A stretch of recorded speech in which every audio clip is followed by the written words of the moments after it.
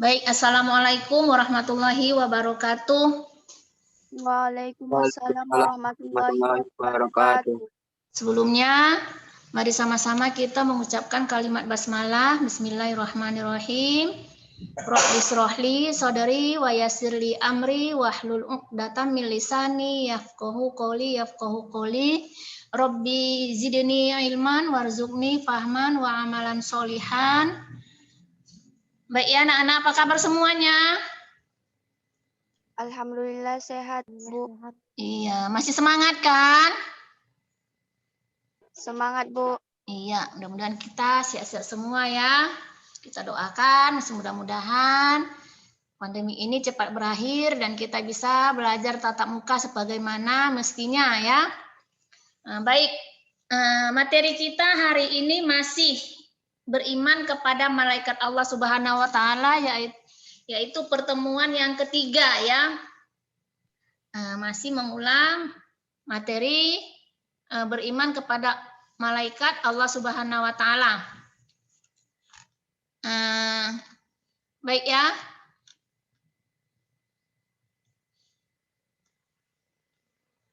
Yang lalu kita sudah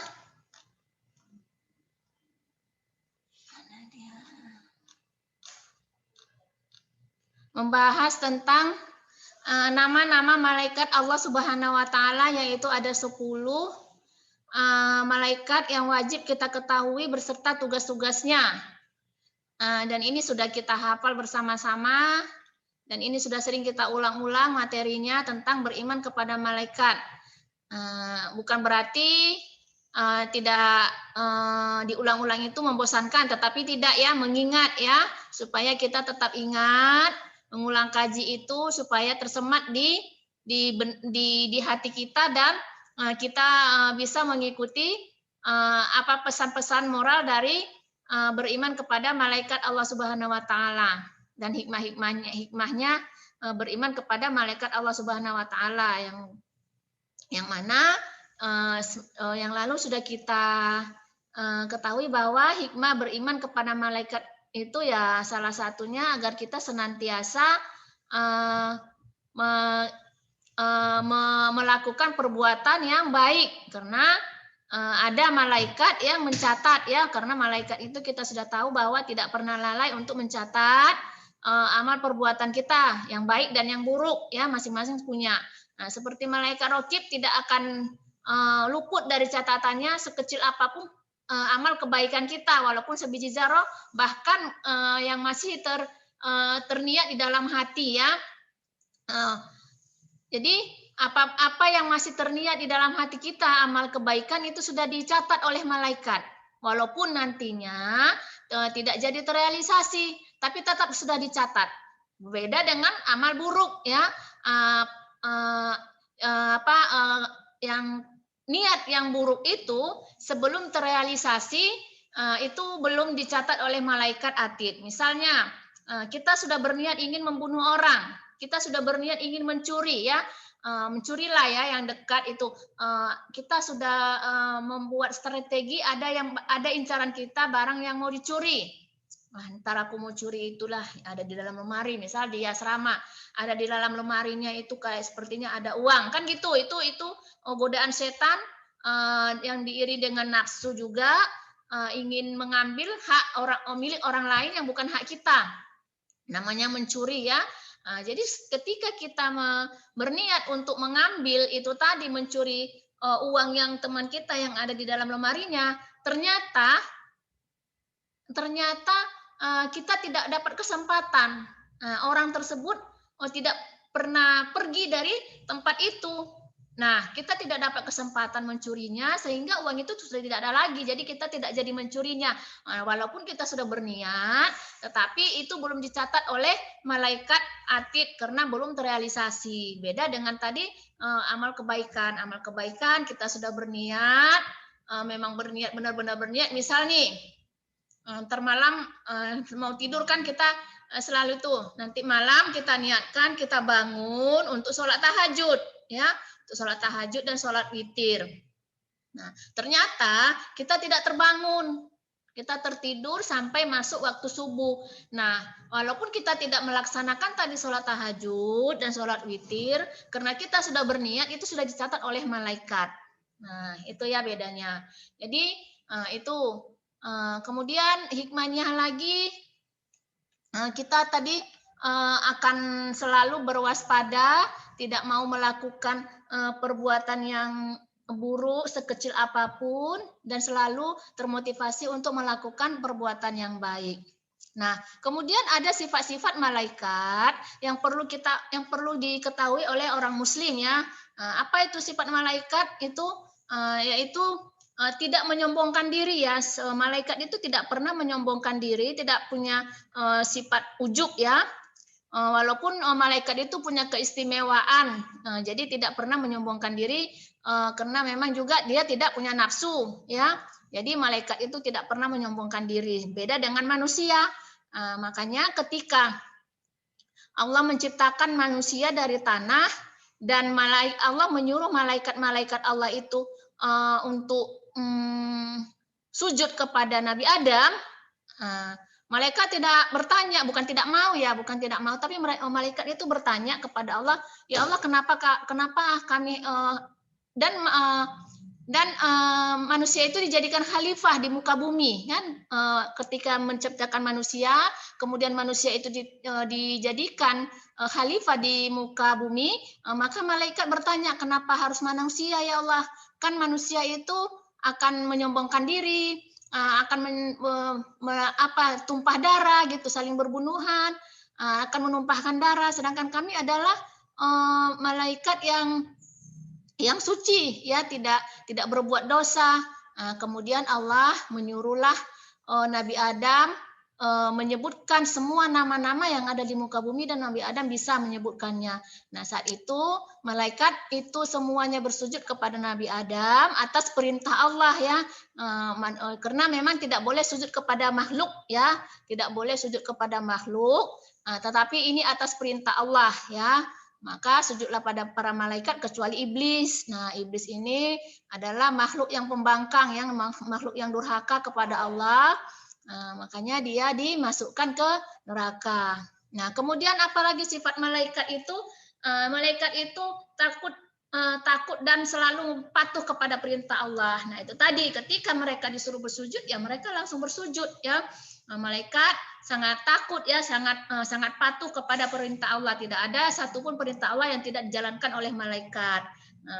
Seperti tugas-tugas mereka masing-masing ya, semuanya dijalankan, semuanya dilaksanakan sesuai kehendak Allah Subhanahu wa taala. Kemudian malaikat itu juga hamba yang dimuliakan ya. Malaikat hamba yang dimuliakan, dan malaikat ini tercipta dari nur ya, dari cahaya. Yaitu malaikat malaikat ini mempunyai kedudukan dan derajat yang tinggi ya, mereka sangat taat dan patuh kepada Allah Subhanahu wa taala.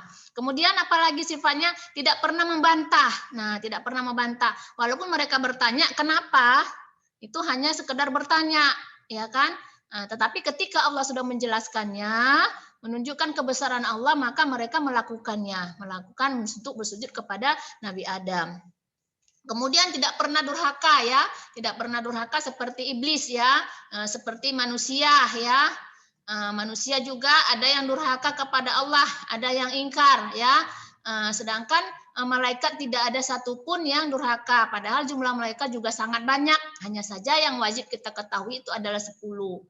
Banyak malaikat yang nama-namanya tidak kita ketahui ya, termasuk juga malaikat Zabaniyah ya kan. Cuman kita yang wajib kita ketahui itu hanya 10 berserta tugas-tugasnya.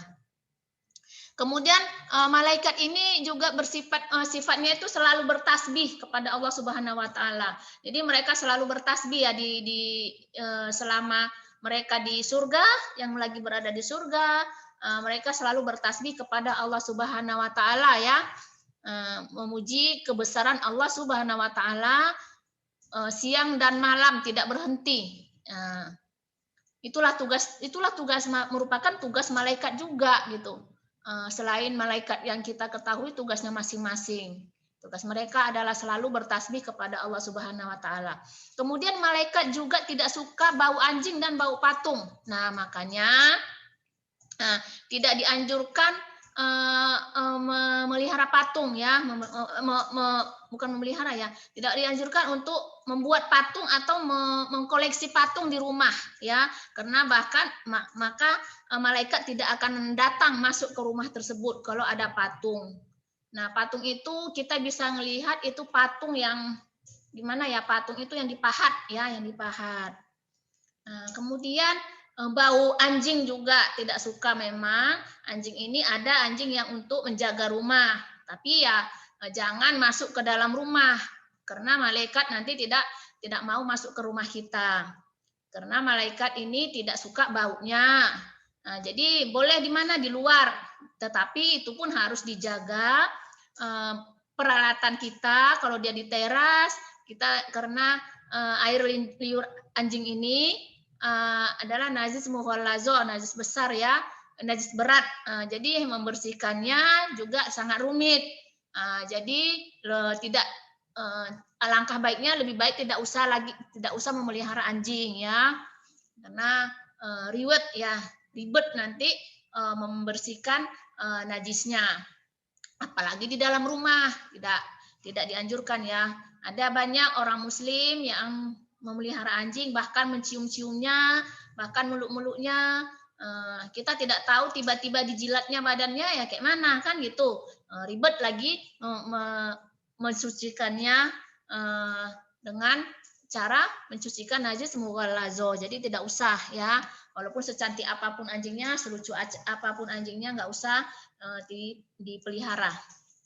Kemudian malaikat juga sifatnya itu tidak makan dan tidak minum seperti manusia ya, karena malaikat tidak diberi nafsu oleh Allah Subhanahu wa taala. Jadi makan dan minum tidak. Kemudian gimana lagi, sifatnya itu malaikat itu mampu berubah wujud. Jadi malaikat mampu berubah wujud sesuai dengan kehendak Allah Subhanahu wa taala ya.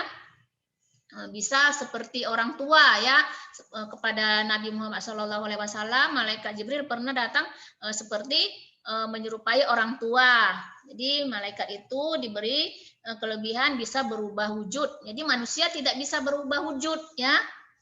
Beda dengan malaikat. Kemudian malaikat itu mengajak kebaikan, itu juga sifatnya ya, tidak ada malaikat yang tidak mengajak kepada kebaikan. Semuanya malaikat itu mengajak kepada kebaikan dan melarang berbuat maksiat ya. Nah, itulah berbeda dengan setan. Setan dan iblis itu mengajak kepada keburukan supaya ada kawannya di neraka. Kemudian malaikat juga memberi peringatan ya, memberi peringatan kepada manusia sebagaimana firman Allah yang artinya dan demi rombongan yang membacakan pelajaran, yaitu Quran surah Asy-Syaffat ayat 3. Kemudian malaikat selalu merapatkan barisannya ya, berbaris menuju kepada Allah Subhanahu wa taala ya, selalu bersama-sama ya, bersama-sama seperti shaf ya, seperti shaf dalam sholat untuk menghadap Allah Subhanahu wa taala, selalu bersaf-saf untuk menghadap Allah Subhanahu wa taala. Nah, itu beberapa sifat atau ciri-ciri malaikat yang berbeda dengan manusia dan setan ya. Kemudian ada beberapa golongan orang-orang yang selalu didoakan malaikat, kan sering kita dengar. Mudah-mudahan ketika kita berucap sesuatu yang baik, mudah-mudahan malaikat itu mendoakan kita, mengaminkan ya apa yang kita ucapkan. Makanya kita disuruh berucap yang baik-baik, karena malaikat bisa saja pada saat kita berucap itu mengaminkan dan ikut mendoakan kepada Allah Subhanahu wa taala.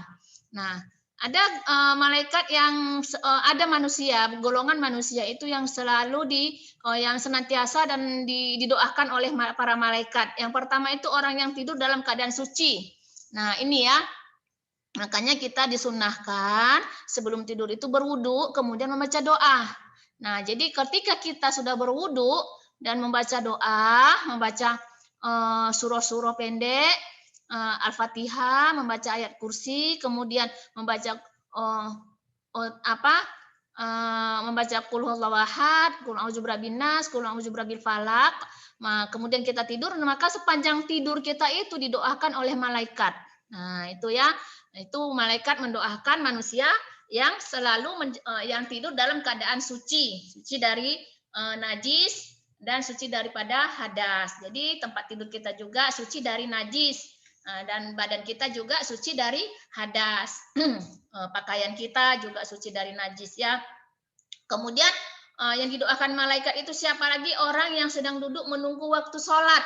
Nah, makanya ketika hendak datang waktu sholat, maka kita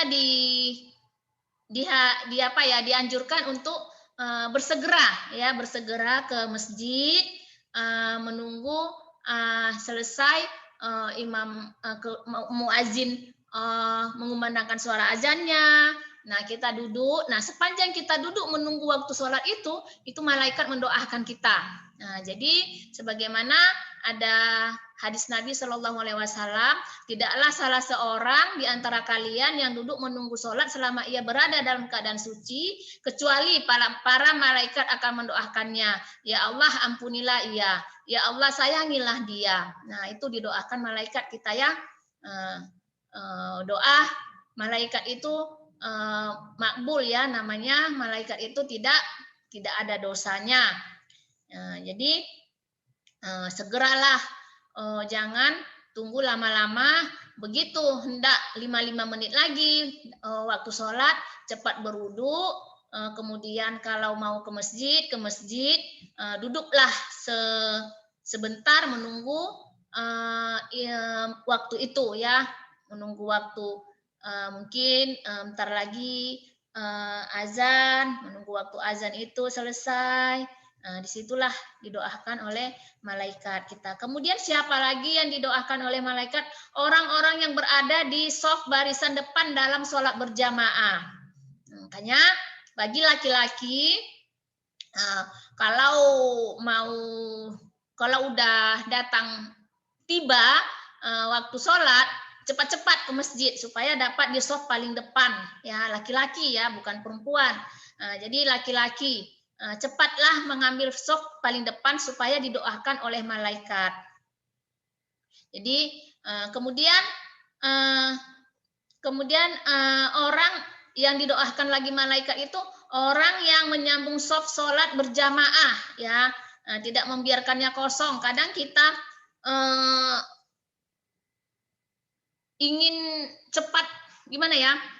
cepat selesai, itu biasanya di tempat-tempat masjid yang rame, nggak mau ke depan, nggak mau ngisi yang depan dulu gitu kan, biar nanti cepat keluarnya gitu salam doa sendiri.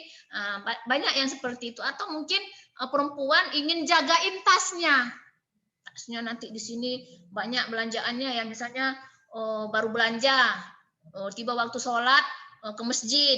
Biasa ibu tengok itu pengalaman ibu di Carrefour itu di Plaza Medan Fair itu, sholat maghrib misalnya kan, atau sholat berjamaah yang lain ya, sholat zuhur, ini banyak nih belanjaan nih. Jadi barisan itu dia ambil yang sudut supaya bisa jagain belanjaannya tadi ya kan, barang bawaannya. Padahal di sana masih kosong, dibiarin kosong gitu. Jadi putus dia safnya. Nah, itu ya tidak didoakan malaikat yang seperti itu. Jadi ketika kita isi tadi saf yang kosong, kita rapatkan saf kita, maka malaikat mendoakan kita ya. Kemudian para malaikat mengucapkan amin ketika seorang imam selesai membaca Al-Fatihah. Nah, jadi ketika imam kan itu sholat berjamaah subuh, maghrib dan isya itu kan suaranya dikuatkan, suara imamnya. Nah, ketika imam selesai membaca Al-Fatihah itu malaikat ikut mengucapkan amin. Jadi jika seorang imam membaca ghairil maghdubi alaihim waladdallin, amin, malaikat ikut. Nah, jadi ketika ucapan itu bertepatan dengan ucapan malaikat, maka ia akan diampuni dosanya yang di masa lalu, begitu ya. Jadi ketika kita ikut mengucapkan amin dan berbarengan dengan aminnya malaikat, maka dosa kita akan diampuni oleh Allah Subhanahu wa taala. Kemudian orang yang duduk di tempat sholatnya setelah melakukan sholat. Nah, orang yang duduk di tempatnya setelah melakukan sholat itu ya kan, ketika sudah selesai sholat, dianjurkan itu jangan bersegera berdiri. Duduk dulu di situ di tempat kita sholat itu, ya kita berzikir, kita kemudian bertasbih, kita membesarkan Allah. Jadi berzikirlah kita di situ. Jadi selama duduk setelah sholat itu, malaikat mendoakan kita. Jadi jangan buru-buru ya. Assalamualaikum warahmatullahi wabarakatuh. Assalamualaikum warahmatullahi wabarakatuh. Habis itu doa Rabbighfirli wa liwalidayya warhamhuma kama rabbayani shaghira. Rabbana atina fid dunya hasanah wa fil akhirati hasanah wa qina azabannar. Amin. Udah, doanya doa sapu jagat aja. Jadi habis itu buka langsung, atau yang perempuan buka telepon langsung tetap, laki-laki juga langsung berdiri. Nah, jadi dianjurkan kalau tidak sedang buru-buru, tapi kalau yang lagi buru-buru ya enggak. Kalau tidak sedang buru-buru, duduklah beberapa saat agar menunggu malaikat mendoakan kita. Tapi kalau misalnya lagi perjalanan, kita naik bus, berhenti sholat isoma, itu ya mungkin buru-buru, bolehlah kita cepat. Pun kalau misalkan sempat, duduklah barang 1 menit menunggu doa dari malaikat. Kemudian yang didoakan malaikat itu orang-orang yang melakukan sholat subuh dan asar secara berjamaah. Nah, jadi zuhur dan asar secara berjamaah. Kenapa zuhur dan asar? Karena untuk zuhur dan asar inilah sangat berat orang sholat berjamaah. Yang pertama, zuhur itu jam sibuk ya, sibuk kerja, tanggung kerjaan, gitu ya, tanggung. Kerjaannya tanggung, ini berjamaah ke masjid ya, apalagi laki-laki ya kan. Kalau perempuan dianjurkan di rumah, berjamaahnya pun dengan keluarga, dengan anak. Yang dianjurkan itu laki-laki yang berjamaah ya ke masjid. Perempuan boleh juga berjamaah, tapi laki-laki yang sangat dianjurkan. Nah, kenapa zuhur dan asar? Karena zuhur dan asar ini waktu sibuk. Zuhur itu waktu sibuk kerjaan nanggung, asar juga waktu sibuk. Makanya pada saat yang berat itu, ketika orang sanggup untuk sholat berjamaah, ya malaikat akan mendoakannya.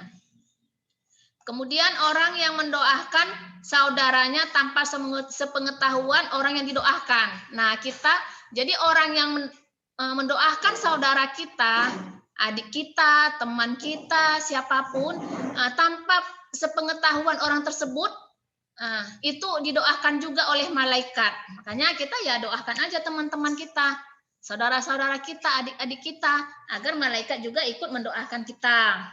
Kemudian yang didoakan malaikat itu orang-orang yang berinfak. Orang-orang berinfak, orang-orang yang bersedekah, malaikat juga rajin mendoakannya ya. Jadi banyak-banyaklah berinfak. Kemudian orang yang sedang makan sahur. Nah, jadi disunnahkan makan sahur. Jadi ketika kita makan sahur itu malaikat juga mendoakan kita. Nah, jadi sangat dianjurkan makan sahur kalau jika hendak puasa ya, sunnah makan sahur, dan malaikat juga mendoakan kita.